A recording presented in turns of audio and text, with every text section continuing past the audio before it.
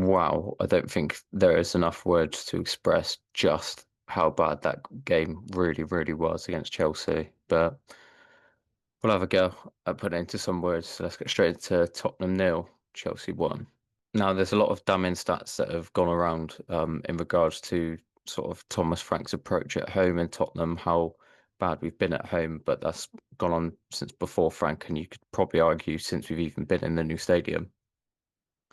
But I saw a tweet, and I think it was Opta put out that Spurs have played the lowest amount of through balls in the whole league this year with four, just one of those at home. Now, through balls, I think, is defined by, a pass that goes ideally through the middle of the pitch, um, but in between two players.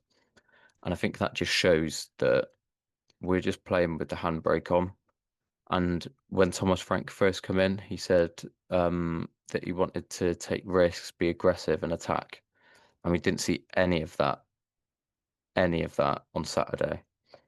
And obviously, he had the quote where he said, you know, by not taking risks, you're taking even more risks. And Spurs just looked absolutely bereft of any sort of fluidity, you know, any sort of patterns on the pitch. It was literally just hit and hope stuff. And it's a lot of what we have seen. One of the big red flags so far with Thomas Frank is our game plan just seems to be get the ball to Kudus and hope that he does everything for us. And we've just totally neglected the midfield. And it was one of those results which I'm not saying that he should go. I don't think we're at that stage. I think we're actually quite far from that stage at the minute at least. But it was very, very similar to the Man United game under Nuno, where he eventually got sacked, and there's obviously the famous Lucas Moura sub. I don't quite think it's at that level yet, but that looked like the sort of performance that you'd see for, you know, someone like a Wolves at the minute, where they've just got no structure, no identity, no sort of initiative between any of the players. It was so, so bad on Saturday. And I think that's the lowest XG we've recorded since records began, 0.05 at home in a London derby. That is just not good enough. And it doesn't matter, injuries, whatever, you know, we are struggling with injuries, and I'm sure there's probably more right around the corner for us. But there is no excuse to put in a performance like that, especially with all the build up with a lot of the old Park Lane that used to sit together in White Hart Lane meeting, change for Tottenham, return to the shelf, all making quite a big effort to really get the stadium going before kickoff. And then you put in that sort of performance, it just in a London derby, I'm just completely speechless about how bad that was. And a lot.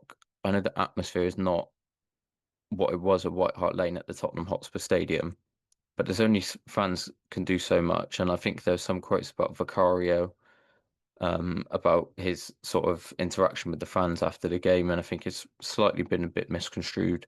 It is obviously a second language, but there's only so many times that you can get up for something before, all the sort of authenticity of genuinely believing goes. And I seen it earlier in a few weeks ago when I went to the Wolves game, and Bergvall was, doing that thing that everyone in modern football does, where they G up the fans and try and get them going, and then nothing will come of it. So you sort of build this temporary atmosphere where you build a bit of excitement, and then the fans have done their job, and then it's up to the players to deliver, and the players really put in one of the worst performances that I've seen in a very, very long time. And for it to come this early in Thomas Frank's reign, especially with the fixtures coming up, that is a worry for me. I think that is a huge worry. And especially a big game like that, a game that's going to be on TV, it's going to have all the main commentators on, everyone's going to be talking about it. That's the sort of fixture of the day. When we put in a performance like that and sort of show our weaknesses and really a lack of strength in any sort of area of our game, that's one that will give other teams momentum, and that is something that I am now worried about. I think it's up to Thomas Frank to change that, whether that's a change of formation or, change of personnel. We need to see something because that sort of performance, we've seen it not quite that bad, but we've seen it 3 or 4 times this season, and that is a big worry. Um,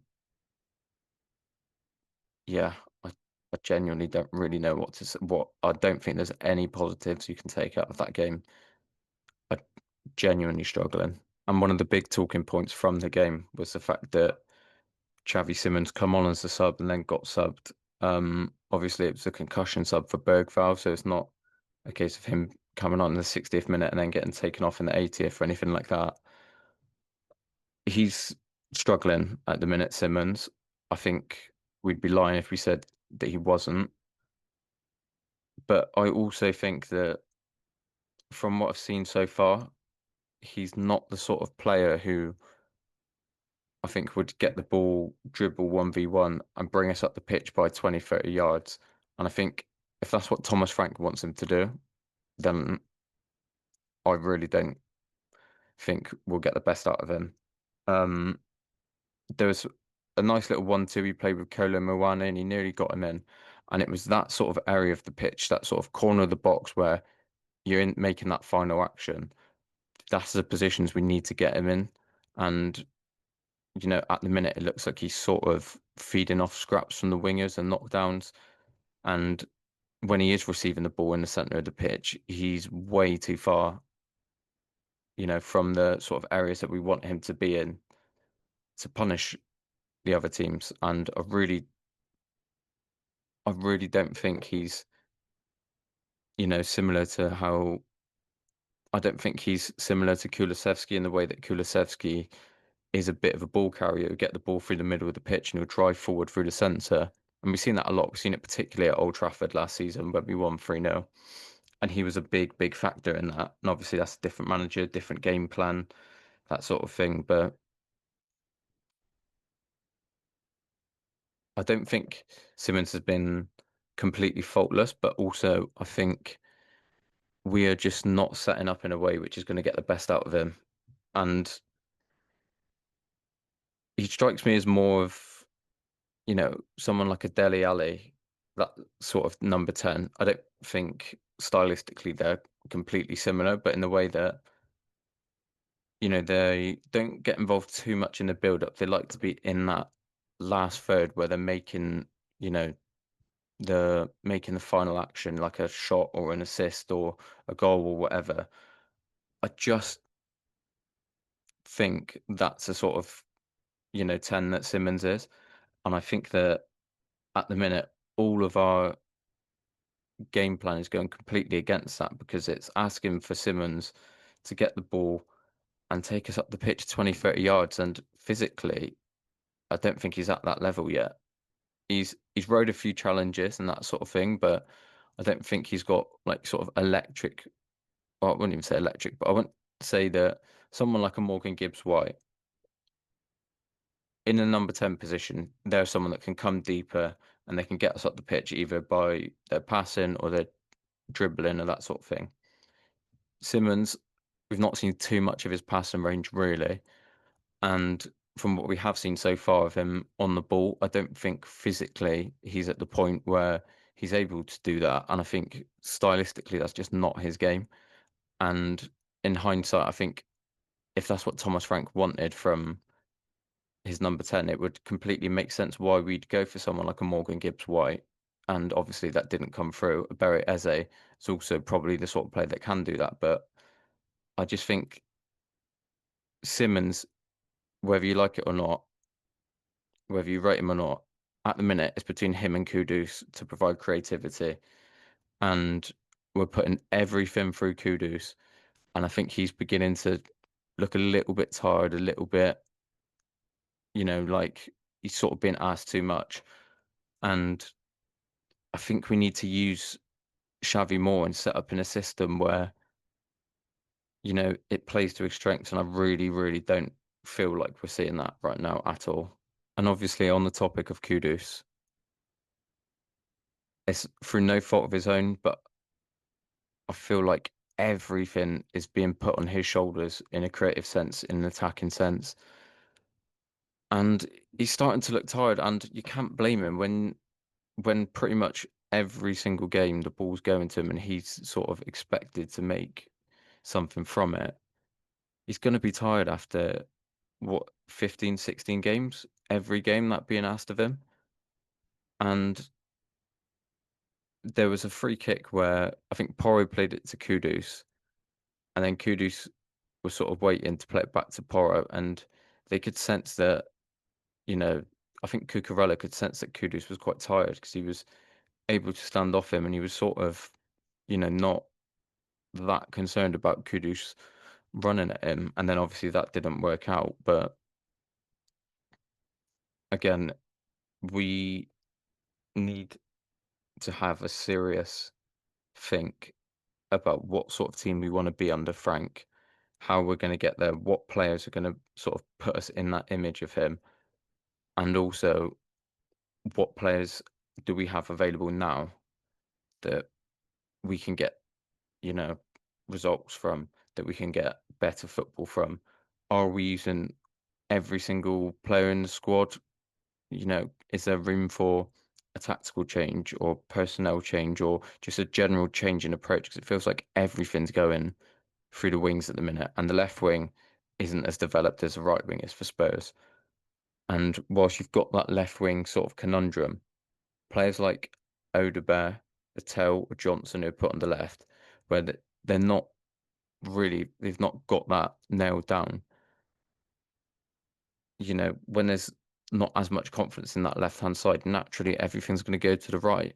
And that would be fine if we had other avenues of attack, but it just feels like we do not have that at all at the minute. And I'd be lying if I said I wasn't worried about that. And obviously, a lot of our goals have come from set pieces this year. I think Chelsea dealt with them quite well, on throw-ins and attacks. They seem to just leave free up, just so we'd, sort of have to watch our backs a little bit more in that sense. And it worked from there was other than one long throw from I think it was Dancer, which fell to Bentancur. He couldn't quite get his feet in right and um and took it away. That was the only real half chance we got. And even that, it was just a lucky bounce, which Bentancur never really had under control. And Chelsea, as the game got later and later, and you'd think that there'd be more pressure and more numbers piling into the box, they just leave free up, and then we'd need to withdraw people from the box, and it just felt like the sort of threat mentally around set pieces just wasn't there. And when so many other areas of our game are underdeveloped in, you know, in terms of getting the best out of our attacking players and our midfield players, is is a real worry. It is. I don't. I'm not gonna say, that he's got to go or anything like that because I'm very aware that, if you're looking at the team from last season, yes, you've added Kudus, but also you've lost the goals of Son. You've not got Madison or Kulusevski, and our whole creative sort of game plan at the minute is going through Kudus.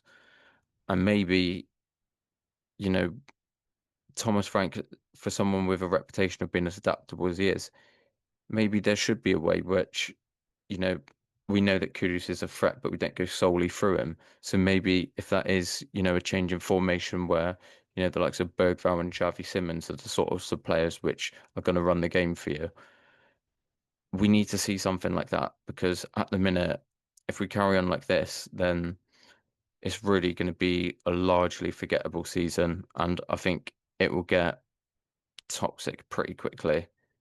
Um, and yeah, just the final thing I want to touch on, there was a clip doing the rounds from I think it was Chris Cowlin who posted it originally of Jed Spence and Van der Ven both snubbing Thomas Frank at full time. I wouldn't read too much into it. Obviously, at the time when, emotions are running high, not just, for them, but with fans on Twitter, it's quite easy to see something like that and think, oh, we've got serious, serious problems.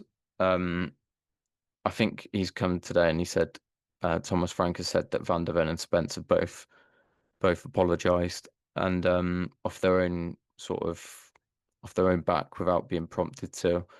And look, the footballers, it's a London derby. I mean, if fans who were booing when the ball's going backwards, they're clearly unhappy, and I imagine the players aren't you know playing backwards because that's the way they want to play football. I think they're playing backwards because they look confused. There's a lack of ideas. We've seen it with the sort of free kick around the 93rd minute where Vicario come up to take the kick, pushed Evan into the box, and then he sort of played a ball to Spence, which was a complete hospital ball because Spence wasn't really looking, wasn't knowing what he was going to do next. He wasn't expecting the ball to go to him. And then it was overhit ball Vicario, and it just sort of summed up the whole night and just a lack of ideas, lack of any real, will to get back into that game. And it was just a really, it felt like death by a thousand cuts watching it because it was just getting worse and worse and worse. And I think, if that was against a Man City or a Liverpool or even a Newcastle, I think we would have been looking at about a 5-0 loss. It was genuinely so bad. But on the plus side, I mean, I'm sure Spurs would take me up on the challenge, but I don't think we can put in a worse performance than that against Copenhagen. And we can't afford to. That is a game we must win if you've got hopes of playing Champions League football in, you know, beyond January and in the knockout rounds. So there's some rumours that apparently Kudus might be injured and someone else, I guess we'll wait and see. And if he is injured, then the onus really is going to be on Frank to adapt because, we can't sort of try and let Kudus play hero ball if Kudus isn't there. And I don't think any other player in the squad's got the ability to do that like he has. But, Copenhagen tomorrow night, let's hope for 3 points and hopefully closer to the next round of the Champions League. And until then, up Spurs.